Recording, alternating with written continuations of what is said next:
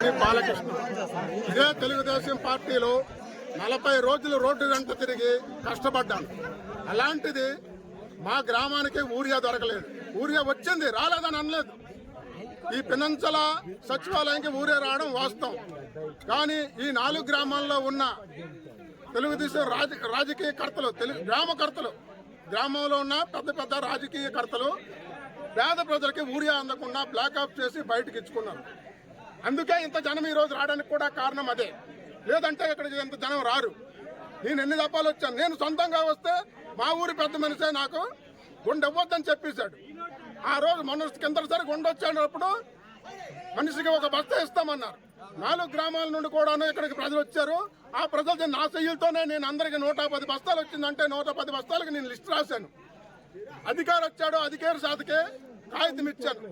ఆయన రిజిస్టర్ పట్టుకున్నాడు. అమ్మ మీరందరూ బయటకు వెళ్ళండి, పేరున పిలుస్తాను రండి అన్నాడు. 12 గంట వరకు పేరు చదవలేదు. ఈ 4 పెద్ద మనుషులు రూమ్ లో జరబడి ఈ లిస్టుని సింపించి పారేశారు. వాళ్ళ కుటుంబ సభ్యులలో అందరి పేర్లు రాసుకుని ఆ గుండాలు అవుట్ చేసుకున్నారు. ఇక్కడ నుండి తెల్లారి నుండి కాసి రాత్రి సాయంత్రం 5 గంటల వరకు అన్నాలు లేకుండా ఉన్నారు. వీళ్ళందరూ ఏడ్చుకుని ఆ రోజు గొడవ చేసుకుని తిట్టుకుని వెళ్ళారు. ఇది ఎంతవరకు న్యాయం? ఇది ఎంతవరకు న్యాయం చెప్పండి.